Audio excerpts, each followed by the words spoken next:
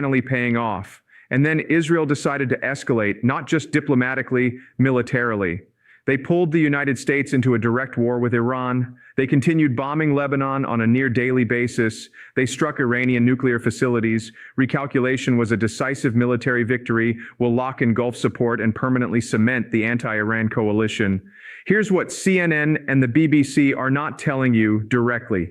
That calculation was catastrophically wrong, and it backfired in exactly the opposite direction. Let me give you the specific evidence, because in my analysis, I never want to just assert things. I want to show you exactly what happened and let you draw your own conclusions.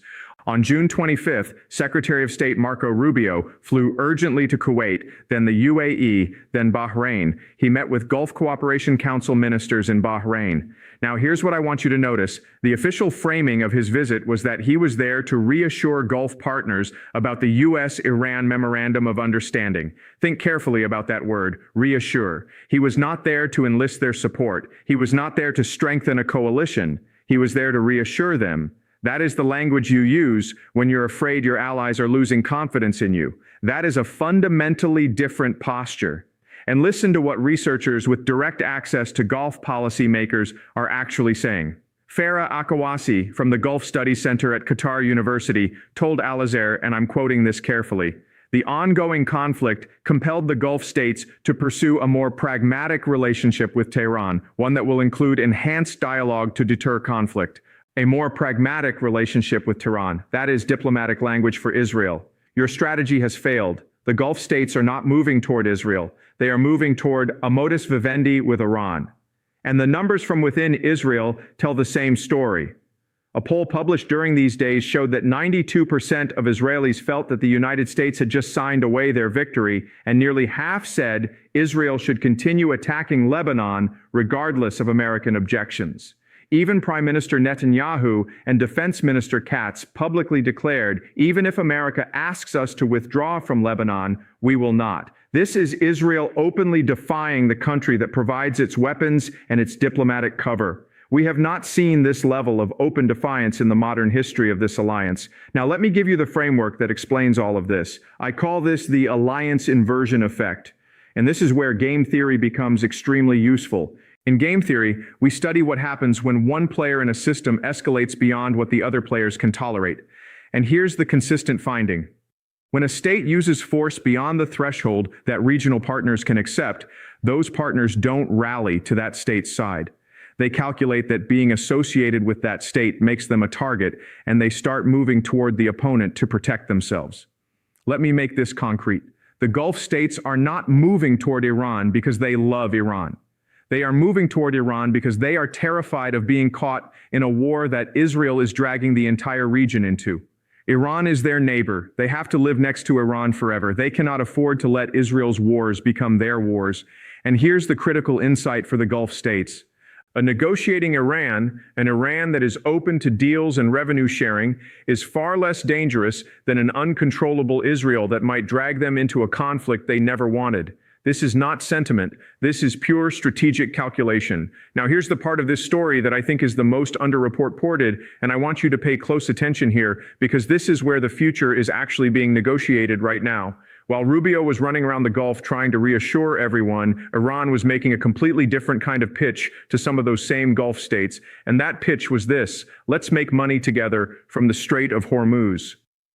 Iran has been building what it calls a maritime service fee system for the Strait of Hormuz, charging all ships passing through for security, safety, and environmental services.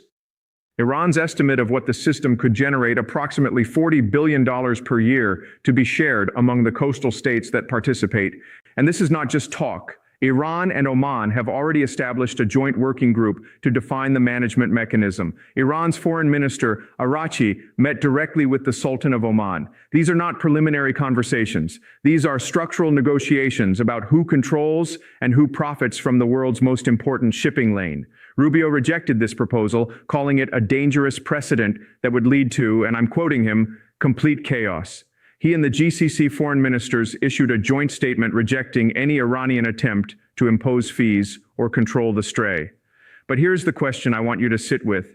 If you're Qatar, if you're Kuwait, and on one side you have Marco Rubio telling you to reject the Iranian proposal, and on the other side you have Iran offering you a share of $40 billion a year, while also demonstrating that it can attack a Singapore flag cargo ship in what was supposed to be a UN-approved safe corridor.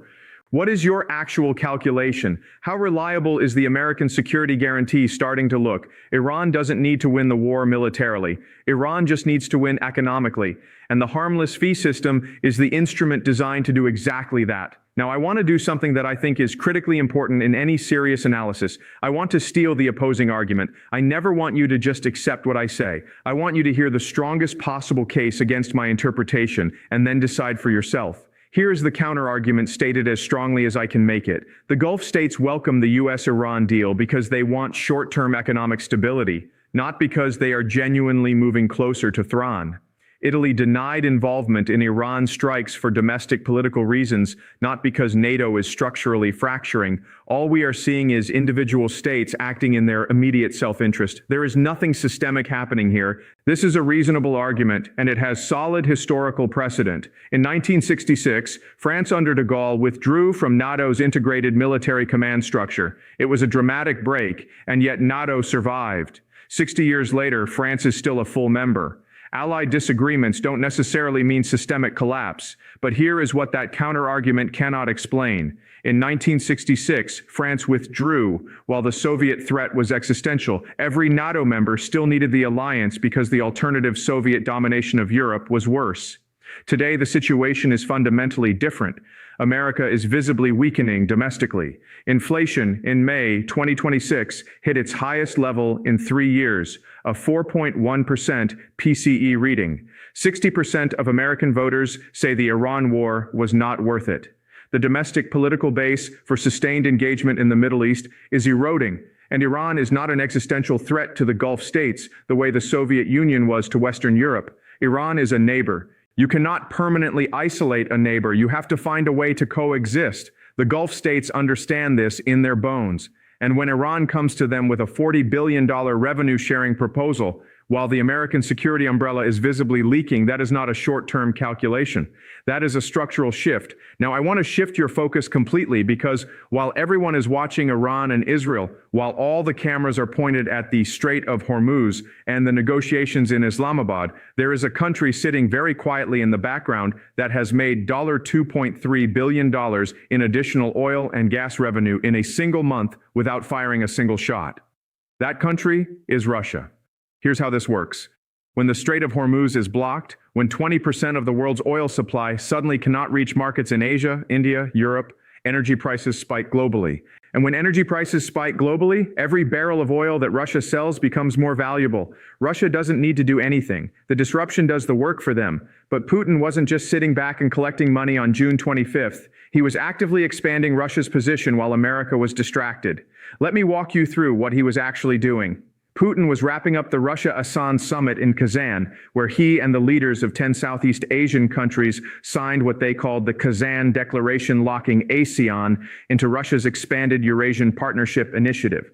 More specifically, Russia signed an energy cooperation agreement with ASEAN, positioning itself as a reliable alternative supplier of LNG and fertilizers at exactly the moment when the Middle East disruption was causing a global energy crisis. And then, and this is the move that I think shows you how strategically Putin thinks, he ordered the release of 24 Filipino citizens who had been detained in Siberia for 9 months. He did this right after a bilateral meeting with Philippine President Ferdinand Marcos Jr. at the summit. The Philippines is a treaty ally of the United States, and Putin just made a goodwill gesture directly to the Philippines president on the sidelines of a summit designed to pull Southeast Asia closer to Russia while America was too busy managing the Iran situation to pay attention. Does that make sense? Can you see the chess game that's being played here? And it doesn't stop there. Russia has resumed construction on the Rash-Aro Railway, part of the north-south transport corridor connecting Russia to Iran. Due to Caucasus, Russian engineers returned to the Bushehr nuclear power plant in Iran to complete reactors 2 and 3, which had been delayed by the airstrikes.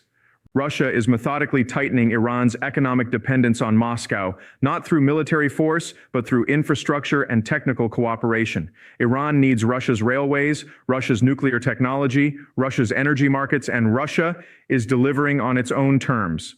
Now, we come to the part of this analysis that I personally find the most significant, and I want to be direct with you. This is the connection that I think almost no major media outlet is making correctly because everyone is focused on the drama of the US-Iran negotiations, and they are completely missing what China is doing in the background. On June 25th, 2026, the exact same day that Root and Tajani contradicted each other on live television, the exact same day that the Gulf states welcomed the US-Iran deal, China's National Development and Reform Commission published its 15th five-year plan for energy system transformation. Let me give you the specifics because specifics matter. Clean energy to reach 30% of electricity generation by 2030. Heavy-duty trucks running on new energy to account for 40% of new truck sales by 2030. 9 major heavy industries, steel, cement, oil refining, coal power to cut carbon and reduce energy consumption under 2026 to 2028 action plan. The central government providing 20% subsidy on total investment for approved projects. And simultaneously, at the World Economic Forum Summer Davos in Dalian, the 17th annual meeting of new champions, Premier Li Qiang delivered a keynote introducing what he called China Opportunity 2.0. The argument, China's technological development empowers the world. It doesn't threaten it.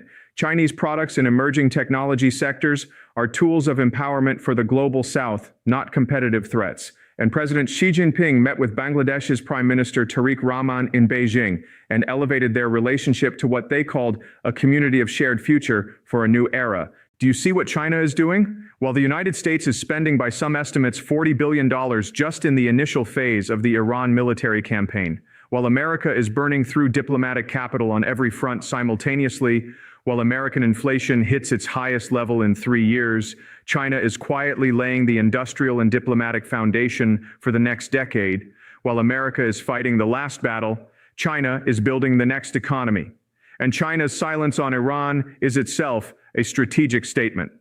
China expressed support for the Islamabad Memorandum of Understanding and called on the U.S. to implement its commitments. China condemned American unilateral sanctions. China positioned itself as a defender of international law and Iranian sovereignty. All of this without committing a single soldier, without spending a single dollar on military operations, and without making any enemies in the region. This is what Sun Tzu meant by the supreme excellence of winning without fighting, and China is executing it with almost perfect precision. Now let me put everything together, because here is where the full picture becomes visible. And when you see it, it's actually quite striking. Let me show you where each player stands. On June 25th, 2026, America spending $40 billion on a war. Inflation at a 3-year high. 60% of its own voters saying it wasn't worth it.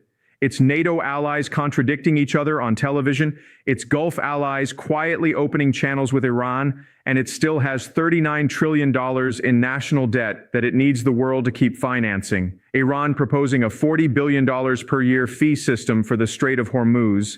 Building a joint working group with Oman, framing everything in the language of international law and coastal state rights, and having successfully shifted the Gulf states from isolation to pragmatic engagement.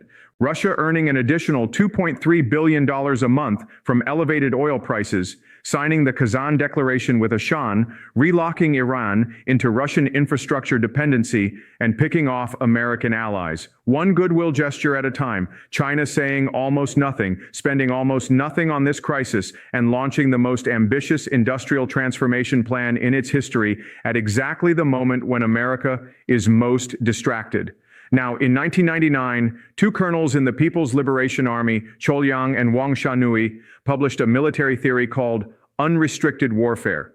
The central argument was this: a militarily superior power cannot be defeated through conventional military means, but it can be defeated if you force it to exhaust its resources across multiple fronts simultaneously: economic, diplomatic, legal, psychological, until it can no longer sustain the cost of empire. What I'm calling the minimal consumption strategy is an application of that logic. And here is how you can see it operating in real time across these 4 players. Iran is playing the frontline role, directly creating asymmetric pressure through drone attacks, maritime disruption, the Hormuz Fee Gambit, and legal warfare. Russia is playing the support role, profiting from energy disruption, expanding diplomatic influence in Asia, deepening Iran's dependence on Moscow. China's playing the inheritance role, quietly building structural economic power, while the hegemon is distracted. And none of these three need to coordinate formally. Their interests overlap enough to produce natural coordination. Here is what makes it so effective. None of these moves look individually decisive. Russia signing a declaration with ASEAN, not a war. China publishing a 5-year plan, not a threat. Iran proposing port fees, not an invasion. But collectively, they are applying pressure at every single point where American power is vulnerable. Its economy, its alliances, its energy dependence, its domestic political cohesion, and America has to respond to all of it simultaneously with a military doctrine designed for the Cold War and an economy already stretched to the limit. June 25, 2026 is what I would call textbook day of this strategy in action. First, Romania. NATO named both Italy and Romania as countries whose bases were used for Iran strikes. Italy denied it publicly. Romania has stayed silent. Watch what Romania does next. If Romania also publicly denies NATO's internal credibility problem becomes significantly more serious. If Romania stays silent indefinitely, that tells you it's under pressure from both sides and doesn't know which way to go. Either outcome is a signal worth tracking. Second, Qatar and Kuwait, Rubio reassured them. But $40 billion a year from the Hormuz fee system is a very large number. Watch for any signal from Doha or Kuwait City that they are willing to participate in a joint management framework with Iran for the Strait. It doesn't have to be a dramatic announcement. It could be something as subtle as declining to sign onto future anti-Iran statements at GCC level, or agreeing to bilateral working groups with Tehran on maritime issues. Those small signals will tell you the real direction of travel. Third, U.S. 10-year Treasury bond yields. Trump is trying to suppress oil prices through what the Wall Street Journal described as jawboning, using social media announcements and market expectations to push prices down without actual policy action. If 10-year Treasury yields move above 5.5%, that's a signal that markets are losing confidence in America's post-war economic plan. And if that happens, the pressure on the Iran deal intensifies dramatically because America needs that deal to work in order to get energy prices down and stop inflation from becoming a political catastrophe before the midterms. If you want to verify these ideas yourself, and I always encourage you to check my analysis against your own reading, I'd suggest 3 things. 1. Read the Italian Foreign Ministry's official statement from June 25th carefully. Pay attention to the specific language they chose. It's a masterpiece of saying no without creating a formal diplomatic incident. The phrasing is itself a lesson in how weaker states navigate between competing powers.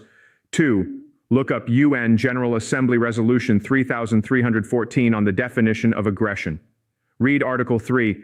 That is the specific clause Iran is using against Italy and Romania. When you understand what that clause says, you'll understand why Italy had no real choice but to deny. 3. Read the U.S. Bureau of Economic Analysis report on May 2026, PCE inflation. Specifically, the breakdown between goods and services. The headline number of 4.1% is important, but the core services number tells you the inflation is not just about oil, it's structural. And structural inflation is much harder to fix with a peace deal. And as always, push back on me if you think I've gotten something wrong. I genuinely want to hear it. The only way I get better at this is by encountering arguments I haven't thought of. When European allies are publicly contradicting NATO, when Gulf allies are opening channels with Iran, when Russia is profiting from a war it never entered, and when China is building the industrial infrastructure of the next decade in complete silence, the real question is not who is winning this war. The real question is, can America maintain the aura of power that its entire alliance system depends on? The sense that the cost of defying America is too high when the evidence accumulating in real time suggests that the cost of staying loyal may now be higher than the cost of quietly looking for alternatives. I'll see you in the next one.